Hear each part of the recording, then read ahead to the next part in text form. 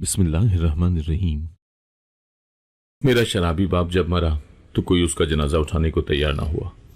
मैं बाप के जनाजे पर बैठी रोते हुए दुआ करने लगी कि अचानक घर के बाहर शोर मचा।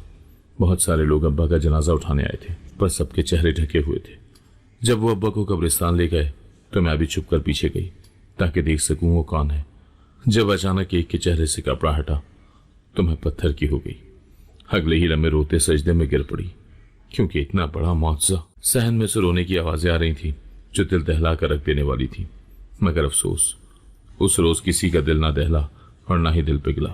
मेरे बाप की मैयत घर के सहन में पड़ी थी और सब कोनों खुदरों में घुसे खुसर फुसर कर रहे थे।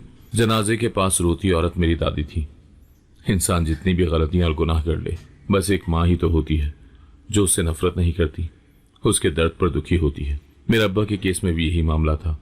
उन्हें जिंदगी में कभी किसी रिश्ते से अपनायत मिली, न ही मरने के बाद। सिर्फ एक दादी थी जो उनके जाने पर बहुत ही ज्यादा दुखी थी। बाकी किसी को परवाह नहीं थी कि घर में मौत हो चुकी है। एक हंसता खेलता, घर में रौनक लगा कर रखने वाला इंसान दुनिया से जा चुका था। अब्बा की चारपाई के पायती से लगी मैं खामोश आंसू बहा रही थी और उन लोगों को देख रही थी जो बेहिस हो चुके थे।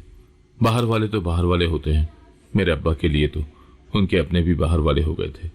सबने अब्बा की मैयत को देखकर जैसे सुकून का सांस लिया था कि चलो जान छूटी, लेकिन मुझे अब्बा से बहुत मोहब्बत थी। अब्बा जैसे भी थे मेरे बाप थे, और उनके मरने पर और अपने यतीम होने पर मेरा दिल खून के आंसू रो रहा था। और वहीं मेरी माँ अपने कमरे में यूं बैठी थी जैसे मरने वाले से उनका कोई रिश्ता ही ना हो। और वहीं मेरा आलिम फाजिल भाई, जिसने बहुत इल्म हासिल किया था और मस्जिद का इमाम बन गया था, उसने अब्बा का जनाजा देखने और पढ़ाने से इनकार कर दिया था। और जब अपना ही बेटा जनाजे को कंधा ना देना चाहे तो मोहल्ले वाले क्यों ही देंगे। मेरे भाई का कहना था कि वो एक गुनहगार और शराबी इंसान का जनाजा पढ़ाकर गुनहगार नहीं होना चाहता। मेरा भाई खुदा और अपने इल्म से बहुत मोहब्बत करता था, लेकिन अपने बाप से नफरत करता था। मैं और दादी बस अब्बा की चारपाई से लगे बैठे थे और वक्त गुजरता ही चला जा रहा था। कोई भी अब्बा का जनाजा उठाने या पढ़ाने को आगे नहीं आ रहा था। अब्बा की इकलौती बहन तो जनाजे पर आई ही नहीं थी, और अब्बा का छोटा और लाडला भाई सिद्दीक चचा अकेले ही आए थे और मैयत को देखकर इस्तेहजा से हंसकर चले गए। वो मेरे अब्बा के जनाजे में अपने बेटों को नहीं लाए थे, क्योंकि वो अपने बेटों को एक बुरे इंसान से दूर रखना चाहते थे, चाहे बुरा इंसान मर चुका हो। मेरे अब्बा के साथ बुरा होने, गुनहगार होने और शराबी होने का लक़ब जुड़ गया था। मैं कभी नहीं जान सकी। शायद अब्बा जानते हो कि कब, कैसे और क्यों वो इस दलदल में फंसते गए जिससे लोग सख्त नफरत करते हैं। मेरी पहली याद में अब्बा मासूम सी शक्ल बनाए घर के दरवाजे पर मस्कीनों की तरह बैठे हुए मिलते थे। होश संभालने के बाद शायद पहली बार मैंने अब्बा को देखा था, या मेरी यादाश्त शुरू ही वहां से हुई थी। जब मैंने अब्बा को देखा था, वो बहुत दिनों से घर नहीं आए थे और आस पड़ोस से उड़ती उड़ती खबरें मिली थी कि फलां जगह शराब पीते हुए, फलां जगह भंग पीते हुए या फलां जगह दुकान से सिगरेट चुराते हुए पाए गए हैं। उनकी ये हरकतें शायद मामूल का हिस्सा थी, और वो घर का इतना जरूरी हिस्सा नहीं रहे थे कि उनको ढूंढा जाता या उनकी फिक्र की जाती।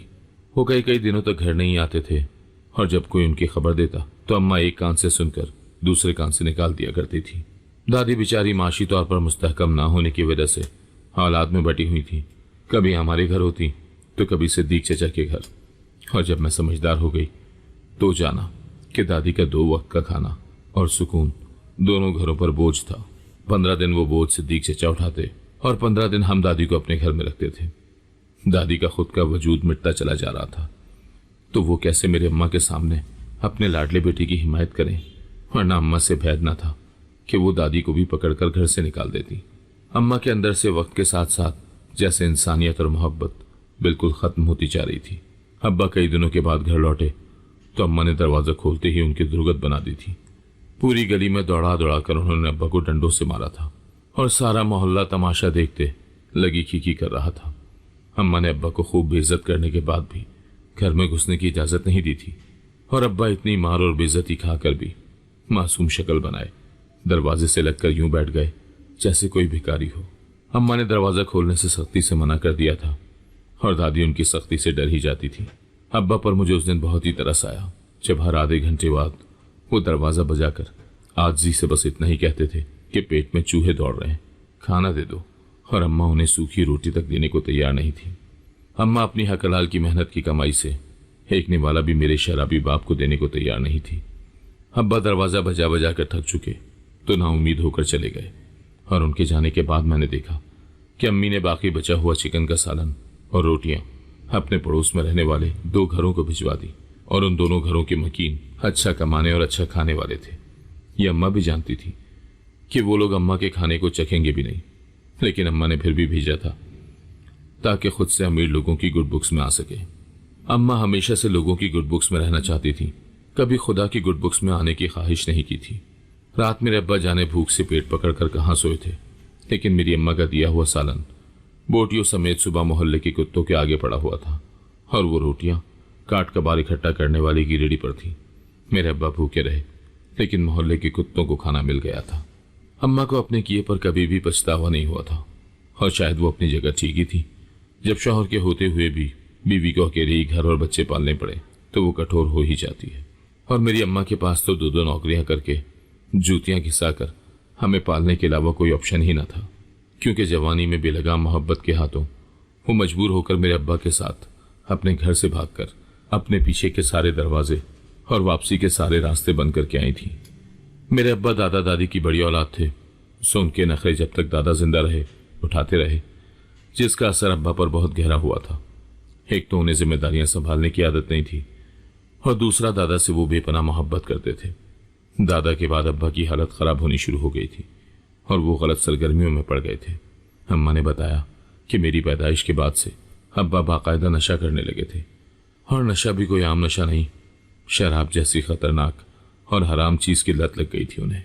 दिनों और महीनों के हिसाब से वो घर नहीं आते थे, चाहे पीछे उनकी बीवी और बच्चे जिस भी हालत में रह रहे हों।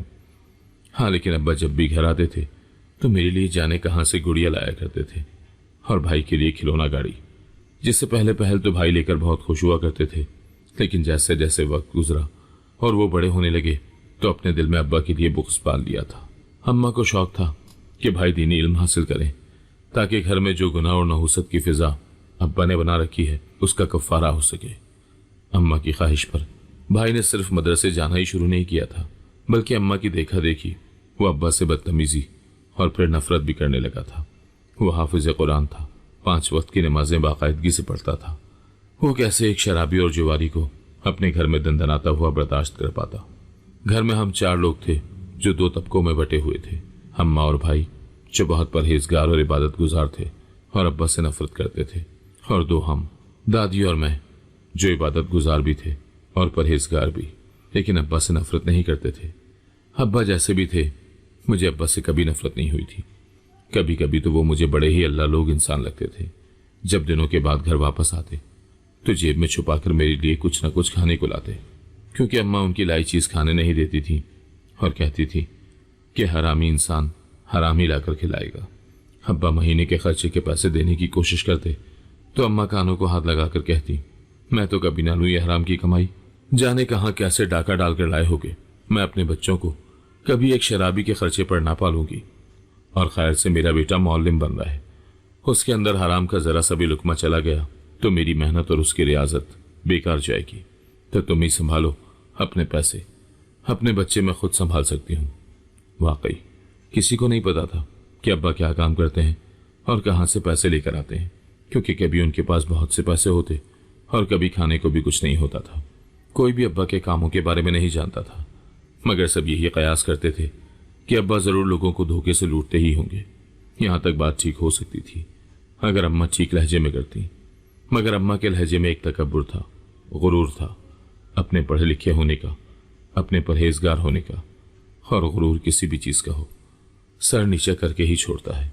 अम्मा पढ़ी लिखी औरत थी, कॉलेज में पढ़ाती थी, ट्यूशन एकेडमी चलाती थी और लोगों को रहम व इंसानियत का दर्स देती थी, लेकिन मैंने कभी उनको रहम करते नहीं देखा था, खासकर अब्बा पर तो बिल्कुल भी नहीं।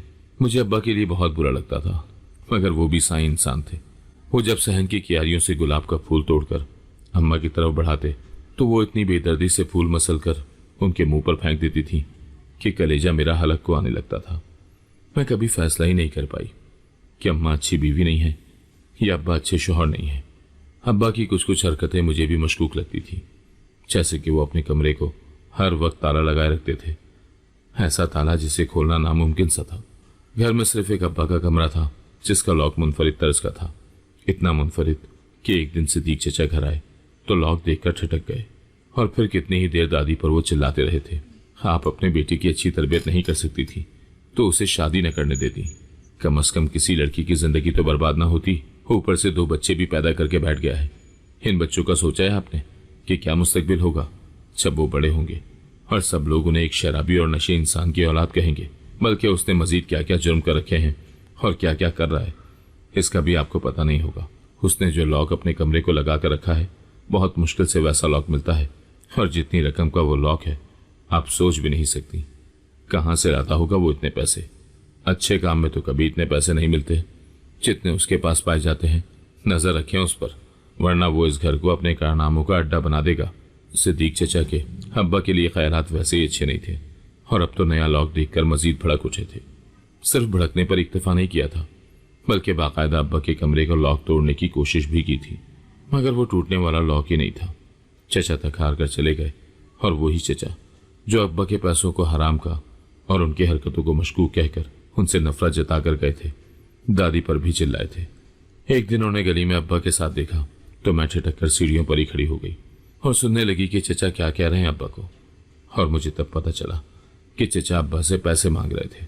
वो हर महीने ही रो धोकर अब्बा से एक बड़ी रकम बटोर लेते थे और दुनिया को दिखाने के लिए अब्बा के पैसों को यूं हराम का कहते जैसे खुद कभी हराम न खाया हो। क्या कर सकते हैं, दुनिया है, हर इंसान के 2 चेहरे होते हैं, जैसे चचा के थे।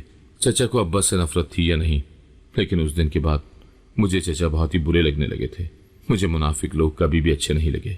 वक्त गुजरता गया और मैं बड़ी हो गई, लेकिन अब्बा का प्यार मेरे लिए कम हुआ ना। भाई और अम्मा के दिलों से अब्बा के लिए नफरत कम हुई।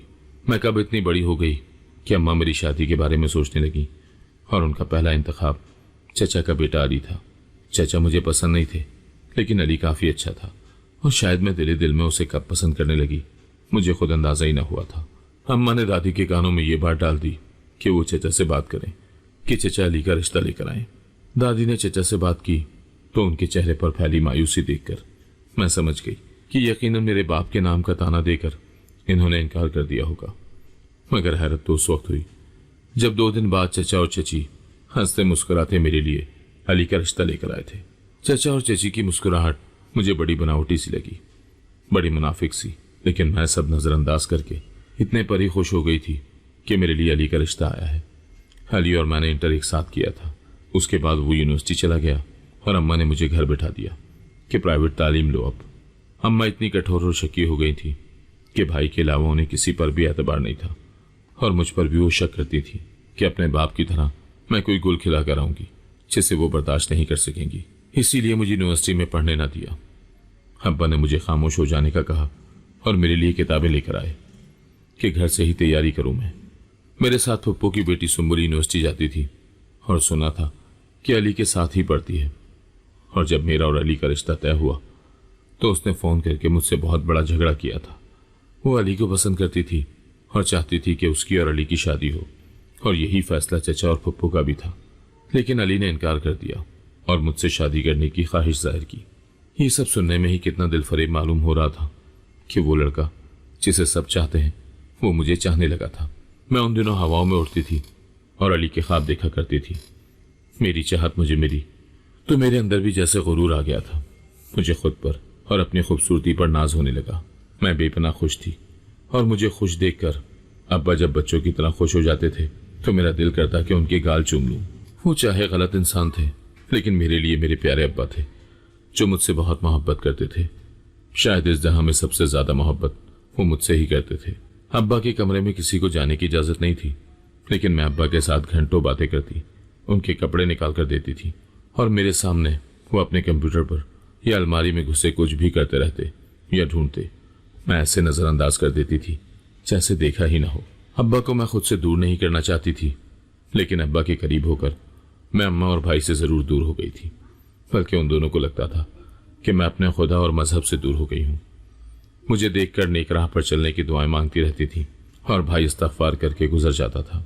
मेरी और अली की मंगनी के चंद दिनों के बाद मैंने सुना कि अली अमेरिका जा रहा है अपनी बाकी की पढ़ाई मुकम्मल करने। सुनकर मुझे थोड़ा अजीब लगा था, क्योंकि चचा के पास इतने वसाइल तो थे नहीं कि अली को इतने दूर इतने महंगे मुल्क में पढ़ने के लिए भेजते। लेकिन अब्बा ने यह कहकर मुतमईन कर दिया कि अली यूनिवर्सिटी की तरफ से स्कॉलरशिप पर जा रहा है। मैं भी खुश हो गई कि बाहर से पढ़ लेगा तो उसका फ्यूचर बन जाएगा, और उसके साथ मेरा फ्यूचर भी तो जुड़ा हुआ था। अमेरिका जाने के बाद वो हर रोज मुझे कॉल करता था, मुझसे घंटों बातें करता और अपने प्यार का यकीन दिलाता था। वक्त कब पर लगा कर उड़ता गया पता ही न चला, और अली की पढ़ाई मुकम्मल हो गई। पढ़ाई मुकम्मल होते ही उसे वहां अच्छी नौकरी मिल गई थी, तो वो छुट्टी पर पाकिस्तान आ गया। मेरे घर वाले तो शादी के लिए तैयार बैठे थे। माँ ने मेरा अच्छा खासा जहेज भी बना दिया था, और अब्बा ने चुपके से मेरे लिए 2-4 सेट बनवाकर अम्मा से छुपाकर मुझे दे दिए थे। अब्बा की इसी मोहब्बत की तो मैं फैन थी, जो वो कर भी लेते थे और किसी को पता भी नहीं चलता था। अली वापस आया था। अम्मा बहुत सारे तोहफे तहफ़ के साथ सिद्दीक चचा के घर गईं ताकि लगे हाथों शादी की डेट फिक्स करने का भी कह दे, मगर वो लोग टाल गए और फिर जैसे टालते ही गए। बहुत जल्द हम सब भी समझ गए थे कि सिद्दीक चचा टाल मटोल से काम ले रहे हैं। उनका कोई इरादा नहीं था मेरी और अली की शादी का, और शायद अली का भी कोई इरादा नहीं था। हम सबके सरों पर कयामत तो तब टूटी जब अली और सुंबुल की मंगनी की खबरें हम तक पहुंची। मेरे तो जैसे पैरों तले से जमीन ही निकल गई थी। इतने सालों से मेरे साथ मोहब्बत के दावे करने वाला अली कैसे किसी और से मंगनी कर सकता है, मैं ये सोच भी नहीं सकती थी। बल्कि अली और चाचा ने मिलकर ऐसा घिनौना खेल खेला था कि हम सब चकरा कर रह गए थे। उन्होंने हम सबको बेवकूफ बना दिया था और हम सब बन भी गए थे। जिस वजह से अली और चाचा ने इतना बड़ा नाटक खेला था, वजह जानकर तो हम सबके बदन में काटो तो लहू न रहे वाली बात हो गई थी। जिंदा लोगों पर कयामत कैसे पड़ती है और आसमान टूट कर कैसे गिरता है, इसका नजारा उन दिनों हमने कर लिया था। मेरी हालत तो उस मुसाफिर जैसी थी जो सारी जिंदगी ऐसे रास्ते के इश्क में मुब्तला रहा जो मंजिल तक जाता ही नहीं था। अली कभी भी मुझसे मोहब्बत नहीं करता था, यह हकीकत जानकर तो जैसे मैं मर ही गई थी। उसे हमेशा से सुंबुल पसंद थी और वो उसी से शादी करना चाहता था, लेकिन साथ ही अपना फ्यूचर भी इतना सिक्योर करना चाहता था कि सुंबुल को दुनिया की हर आसाइश दे सके। और अपने उन ख्वाबों के लिए उसने मेरा इस्तेमाल किया था। वो खानदान का सबसे पढ़ा लिखा और हैंडसम लड़का था, इसीलिए मेरे अम्मा अब्बा को इससे बेहतर मेरे लिए कोई न लगा था। ऊपर से अब्बा मेरे दिल में मौजूद अली के लिए पसंदीदगी के जज्बात से भी आगा थे, इसीलिए मेरी खुशियों के लिए वो सिद्दीक चचा और अली से बेवकूफ बन गए थे। अली की मंगनी मुझसे करवाने के पीछे चचा की बहुत बड़ी चाल थी। उन्होंने मेरे सिक्योर फ्यूचर के नाम पर अब्बा को राजी किया कि अली को बाहर भेजने और फाइनेंशियल सपोर्ट करने के लिए, और मेरे भोले अब्बा हमेशा रिश्तों से धोखा खा जाते थे।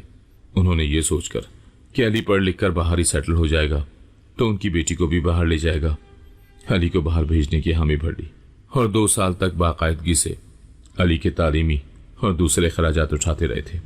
तभी तो इन 2 सालों में अब्बा को देखकर मुझे महसूस होता था कि वो कंगाल हो चुके हैं, उनके पास पैसे ही नहीं होते थे।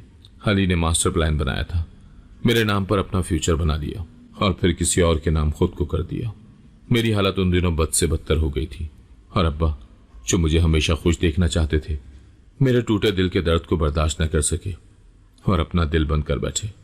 मेरे प्यारे अब्बा को लगता था कि उनकी वजह से मेरे साथ ये ज्यादती हुई है, क्योंकि चचा ने इनकार करते हुए साफ कहा था कि वो एक शराबी की बेटी को कभी भी अपने घर का माहौल खराब करने के लिए ब्याह कर नहीं लेकर जा सकते। अब्बा ने सब बर्दाश्त किया था, लेकिन ये सब बर्दाश्त न कर सके और मुझे छोड़कर हमेशा हमेशा के लिए दुनिया से चले गए थे। अब्बा का जाना था कि मुझे लगा मेरा दिल बंद हो जाएगा, मगर नहीं हुआ था। मुझे अभी और भी जीना था और जाने कौन कौन से दुख झेल कर जीना था। अली के धोखे से जो जरब दिल पर लगी थी, उससे कहीं ज्यादा तकलीफ मुझे तब हुई थी जब भाई ने अब्बा का जनाजा पढ़ाने से और अम्मा ने देखने से इनकार कर दिया था। क्या वो लोग इस कदर कठोर हो चुके थे कि एक मरे हुए इंसान से भी नफरत कर रहे थे? ना पत्थर कोई कैसे हो सकता है जैसे वो दोनों थे, और सिर्फ वो दोनों नहीं बल्कि सभी कठोर और बेहिस हो चुके थे। मोहल्ले से कोई एक शख्स भी अब्बा के जनाजे पर नहीं आया था। दिन से रात और रात से सुबह हो गई, लेकिन ना कोई अब्बा का जनाजा पढ़ाने को तैयार था और ना ही अब्बा के जनाजे को कंधा देने को। मैंने जख्मी दिल के साथ एक एक शख्स के घर का दरवाजा बजाया था और मिन्नत की थी सबसे कि खुदारा मेरे अब्बा को सुकून से मरने तो दो, उन्हें दफन तो करो। लेकिन कोई भी राजी नहीं हुआ था। सब सुनकर कानों को हाथ लगा रहे थे कि तौबा तौबा, कैसा गुनहगार इंसान है कि उसका सगा बेटा मौल्लिम होकर उसका जनाजा पढ़ाने को तैयार नहीं, तो कोई और ये क्यों करे? क्यों अपने कंधों पर एक शराबी और बुरे इंसान का जनाजा उठाए। जब कोई भी तैयार ना हुआ और भाई ने भी इनकार कर दिया तो मेरे पास एक ही शख्स बचा था जिसको जाकर मैं कह सकती थी कि मेरे अब्बा का जनाजा पढ़ा लो, और वो थे मेरे उस्ताद जिनसे मैंने दीनी तालीम हासिल की थी।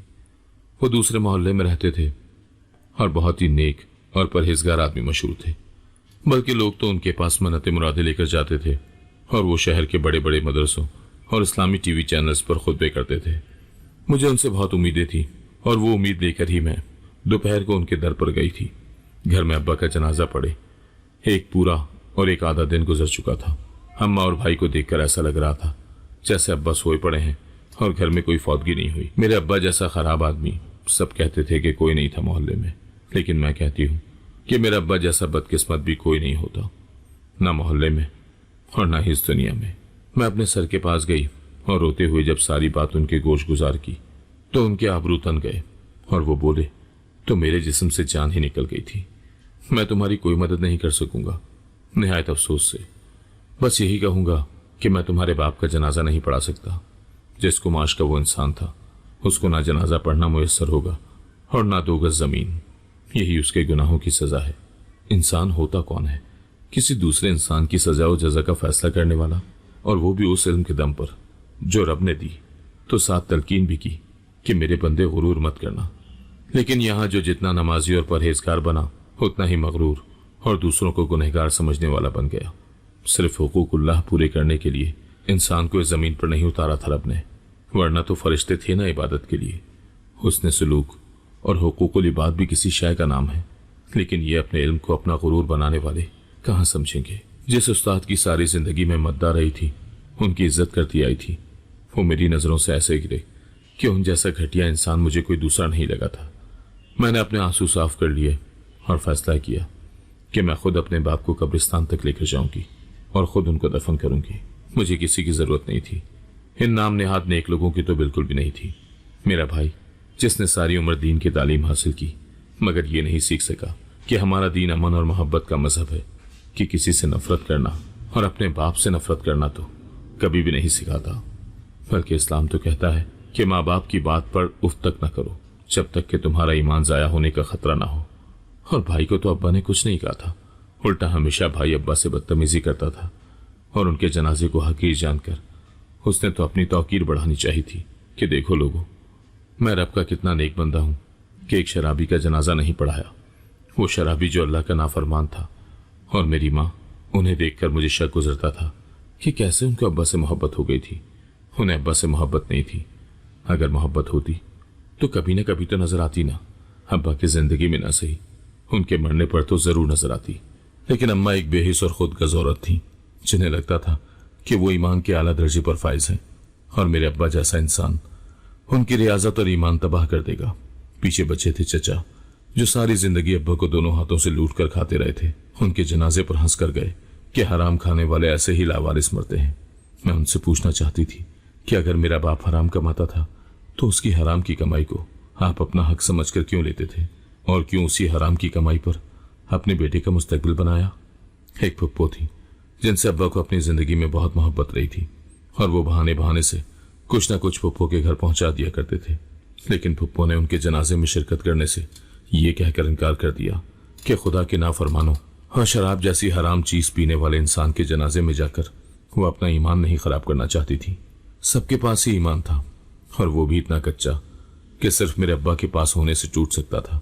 अफसोस था मुझे ऐसे लोगों की सोच पर जो सारी जिंदगी दोनों हाथों से मेरे अब्बा को लूट कर भी उन्हें धुतकारते रहे और उनकी मैयत को भी धुतकार दिया। दादी के आंसू भी रो रो कर सूख गए थे और वो अब चुपचाप बैठी अब्बा को देखती जा रही थी। यह अंदाजा लगा रही थी कि उनका ये बेटा कितना बदकिस्मत है। मैंने दादी को अपने उस्ताद के अल्फाज मनोअन बता दिए और कहा कि मैं खुद मैयत को कब्रिस्तान ले जा रही हूँ। मैं वजू करके अपने कमरे से निकली ही थी कि मैंने वो मंजर देखा कि मेरी आंखें चुंधी आ गई और हैरत से मैं सुन की सुन खड़ी रही। मैं जो इतने वजू करते हुए रब से रो रो कर दुआ कर रही थी कि कोई मुआवजा हो जाए, तो वाकई मेरी दुआ शायद कबूल कर ली गई थी। बाहर एक शोर सा उठा और फिर बहुत सारे लोग घर में दाखिल हुए। शाम का वक्त था मगर जैसे घर रोशन हो गया था और हर तरफ से रोशनी फूटने लगी थी। भाई और अम्मा भी ये सब देखते बाहर आ निकले थे, बल्कि सारा मोहल्ला ये मंजर देखने के लिए घर से निकल आया था कि इतनी नूरानी रोशनी कहां से आ रही है। बहुत सारे लोग हमारे घर में दाखिल हुए। सबके चेहरों पर नकाब थे और आंखें झुकी हुई थी। सब नेक और परहेजगार लोग खड़े तमाशा देखते रहे। वो सब लोग जिन्होंने अब्बा के जनाजे में शिरकत से मना करके समझ लिया था कि वो दफन नहीं होंगे, वो अब देख रहे थे कि इतने लोग अब्बा का जनाजा उठाने आए थे कि गिनती मुश्किल हो रही थी। मैंने मुस्कुराकर आसमान की तरफ देखा और अपने अल्फाज वापस लिए थे। मेरे अब्बा बदकिस्मत नहीं थे, मेरे अब्बा बदकिस्मत हो ही नहीं सकते थे। अरे जिसका जनाजा इतने शान से ऐसे लोग उठाने आए जिनके वजूद से नूर फूट रहा हो, वो इंसान बदकिस्मत कैसे हो सकता है। सबके मुंह खुले के खुले रह गए थे और वो लोग अब्बा का जनाजा उठाए अल्लाहू अकबर की सदा के साथ घर से निकल चुके थे। यूं लग रहा था कि वो लोग हजारों की तादाद में हैं और उनके आने से जो खुशबू सारे घर में फैल गई थी वो इतनी मुनफरिद थी कि हम सभी साकत से खड़े थे। अल्लाह के नाम का विर्द जारी था और इतनी मीठी आवाजें थी कि सारा मोहल्ला जैसे मशहूर हो गया था। मुझे तजस्सुस था कि वो लोग कौन हैं और कैसे क्यों मेरे अब्बा के जनाजे पर पहुंच गए। क्या वो खुदा की भेजी हुई कोई मदद है या मौत-सा? बहुत से सवाल थे जो मेरे अंदर का मुतजस्सिस इंसान जानना चाहता था। उन लोगों की आवाजें जब दूर होती चली गईं तो मैंने अपनी चादर ठीक से ओढ़ी और घर से निकलकर कब्रिस्तान के रास्ते पर चल निकली। मैं जल्द से जल्द वहां पहुंचना चाहती थी ताकि अपनी आंखों से सब देख सकूं। थोड़ी देर में मैं कब्रिस्तान पहुंच गई थी और कब्रिस्तान पहुंचकर मैं हैरान रह गई क्योंकि पूरा कब्रिस्तान उसी खुशबू से मुअत्तर था जो हमारे घर में भी रह गई थी। कुछ ही दूर अल्लाहू अकबर की सदाएं आ रही थी। मैं एक जगह छुप कर खड़ी हो गई और सब अपनी आंखों से देखने लगी। जैसे जैसे मैं देखती गई मुझसे अपने पैरों पर खड़े रहना मुश्किल होता गया था। मैंने जिंदगी में ऐसा मंजर, बल्कि किसी ने भी अपनी जिंदगी में ऐसा मंजर नहीं देखा होगा जैसा मैं अपनी आंखों के सामने देख रही थी। मेरे हाथ पैर कांपना शुरू हो गए थे और चेहरा पसीने से शराबूर हो गया था।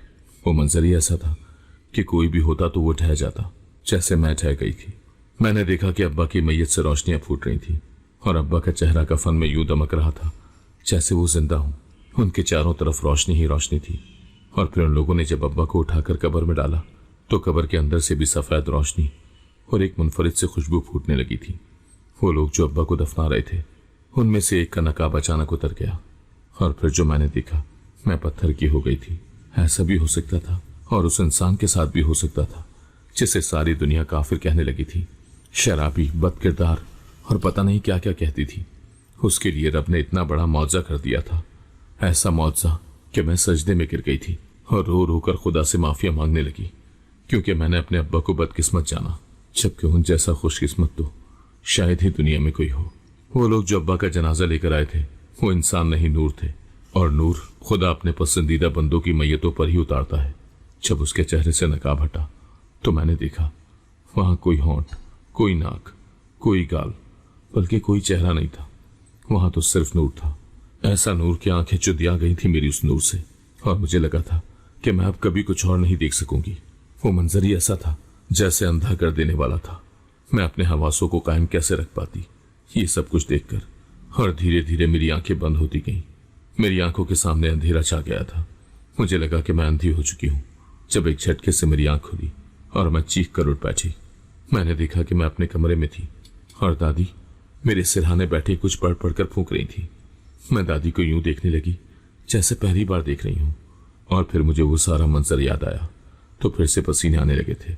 मैंने दादी से पूछा कि मैं कमरे तक कैसे पहुंची तो दादी ने बताया कि जब मैं बहुत देर तक वापस न आई तो उन्होंने भाई को मेरे पीछे कब्रिस्तान भेजा जहां मैं उसे बेहोशी की हालत में मिली तो वो उठाकर मुझे घर ले आया। सबको लग रहा था कि मुझे अब्बा के जाने का सदमा है, लेकिन मुझे अब्बा के जाने पर अब कोई दुख न था और ना सदमा था क्योंकि अब्बा के लिए ये दुनिया सही नहीं थी और जहां अब्बा चले गए थे बस वही जहां उनके लिए था और वो वहां सुकून पाने वाले थे। मेरी हालत थोड़ी संभली तो मैंने अब्बा का कमरा छानने का सोचा। मैं जानना चाहती थी कि अब्बा के पास ऐसा क्या था कि खुदा की उन पर इतनी मेहरबानी थी। अब्बा के बुरे काम तो सब जानते थे, मैं अब्बा के वो अच्छे काम जानना चाहती थी जो उन्हें इतना मोतबर कर गए थे कि उनका जनाजा पढ़ाने खुद नूर जमीन पर उतरा था। अब्बा के कमरे की चाबी मेरे पास थी। अब्बा, मेरे प्यारे अब्बा, सिर्फ मुझ पर ही एतबार करते थे। अपने कमरे की चाबी मुझे दे रखी थी क्योंकि उन्हें यकीन था कि उनकी गैर मौजूदगी में कभी भी मैं उनके कमरे में नहीं जाऊंगी और मैं कभी जाती भी नहीं थी, अब भी न जाती अगर ये वाकया न हुआ होता। लेकिन अब मेरा तजस्सुस मुझे जाने पर मजबूर कर रहा था। मैं इंतजार करने लगी कि कब घर से लोगों का रश छटे और मैं अब्बा के कमरे में जा सकूं। वो लोग जो अब्बा के जनाजे में शरीक नहीं हुए थे, लेकिन जनाजे के वक्त का माहौल देखकर मुतजस्सिस होकर हमारे घरों को दौड़े चले आ रहे थे। किसी को यकीन ही नहीं आ रहा था कि ऐसा कैसे हो सकता है। एक ऐसा शख्स जिसे सारी दुनिया गुनहगार समझती और मानती है, उसके जनाजे में ऐसा नूर, ऐसी बरकत। और मुझे 2000 वॉट का झटका तो तब लगा जब मैंने अम्मा को सुना वो कुछ कह रही थी। उस पर मेरा दिल चाहा कि उनसे सवाल करूं, जिस शख्स को कभी आपने अपना न समझा, अब उसके मुतालिक झूठ क्यों फैला रही हैं। लेकिन वो मैं नहीं थी जो माँ से बदतमीजी करती। ये काम तो मेरे इमाम मस्जिद भाई का था। अब्बा से बदतमीजी करना और दादी को सख्ती से डांटना। अम्मा हर आने जाने वाले को बस एक ही बात कह रही थी, वो तो आप लोगों ने सुना ही होगा, अगर आपकी औलाद हाफिज कुरान हो और सीने में इस्लामी तालीमात रखती हो तो उसके माँ बाप जितने मर्जी गुनाहगार हों उन्हें जन्नत में ले जाती है वो औलाद। ये सब मेरे बेटे का कमाल है कि उसकी वजह से उसके गुनहगार बाप को खुदा ने कितनी इज्जत से दफना दिया, इतना नूर भर दिया उसके जनाजे पर। खुदा सबको मेरे बेटे जैसी औलाद दे। अम्मा ने सारा सवाब भाई के खाते में डाल दिया था। वो अगर इतना ही अच्छा होता तो अपने बाप की जिंदगी में उसे इज्जत देता और मरने पर उन्हें कंधा, मगर वो तो इतना मगरूर था कि जनाजा नहीं पढ़ाया। ये अपनी वजह से जन्नत में खाक जाने देता। मैं बस अम्मा की ये बातें सुनकर ही रह गई थी। वाकई में मेरी माँ बहुत खुदगर्ज थी और मैंने ये भी मान लिया था कि जवानी में जो पहली कशिश को मोहब्बत कह लेते हैं, बकवास करते हैं, वो मोहब्बत कभी भी नहीं होती। सिर्फ वक्ती जज्बा होता है जो खत्म हो जाता है। मिसाल मेरी माँ के सामने थी और मैंने ये भी मान लिया था कि हर काम में खुदा की मसलिहत होती है। खुदा का शुक्र था कि मेरी अली से शादी नहीं हुई थी। वो भी तो जवानी की पहली कशिश थी जिसे मैं मोहब्बत समझकर बैठी थी, मगर खुदा का शुक्र जिसने मुझे बड़ी बेवकूफ़ी से बचा लिया था। जब लोगों का रश थमा तो मैं रात को चुपके से अब्बा के कमरे में चली आई थी। अब्बा के कमरे में दाखिल होकर मुझे यूं लगा जैसे अब्बा सामने ही हो, लेकिन यह ख्याल कि अब मैं अब्बा को कभी नहीं देख सकती, मेरी आंखों से आंसू निकल आए थे। अब्बा की तस्वीर पकड़े मैं कितनी ही देर तक बैठी रोती रही और अब्बा को याद करती रही थी। जाने कितना वक्त अब्बा की तस्वीर से बातें करता गुजरा जब मुझे ख्याल आया कि यहां मैं किसी काम से आई थी। मैं उठकर अब्बा की अलमारी की तरफ बढ़ी थी कि मेरा पैर स्लिप हुआ और मैं गिरते गिरते बची थी।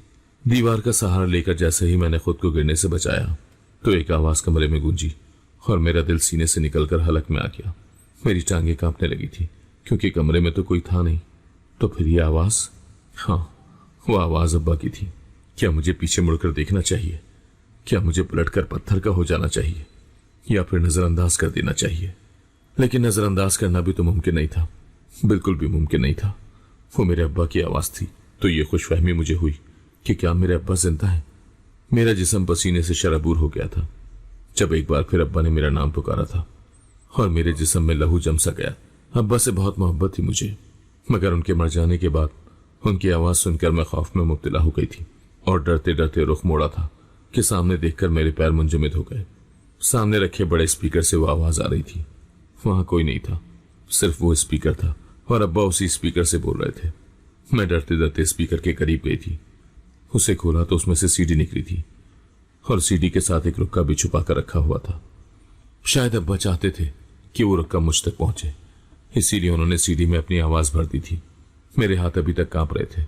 मैंने रुक्का खोला तो और जैसे जैसे बढ़ती गई मेरे पैरों तले से जमीन निकलती गई। जैसे ही रुक्का खत्म हुआ तो मेरे कदमों तले से जान निकल गई थी। मैं धड़ाम से फर्श पर बैठती चली गई और अपना चेहरा हाथों में छुपा लिया था।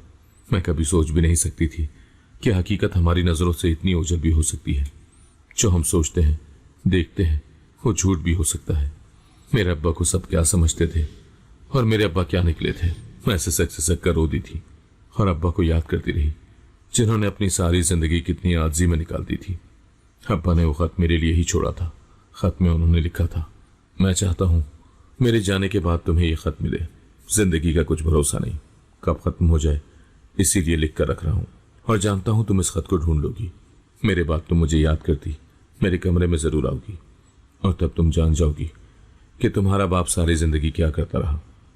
मैं अपनी हकीकत सिर्फ तुम्हें बताना चाहता हूं क्योंकि मैं अच्छे से जानता हूं कि तुम बिल्कुल मेरे जैसी हो। मेरे काम को तुम ही आगे लेकर जाओगी। मेरे बाप यानी तुम्हारे दादा ने अपनी जिंदगी में ही अपनी जायदाद का बंटवारा कर दिया और हम तीनों बहन भाइयों में बराबर बांट दी।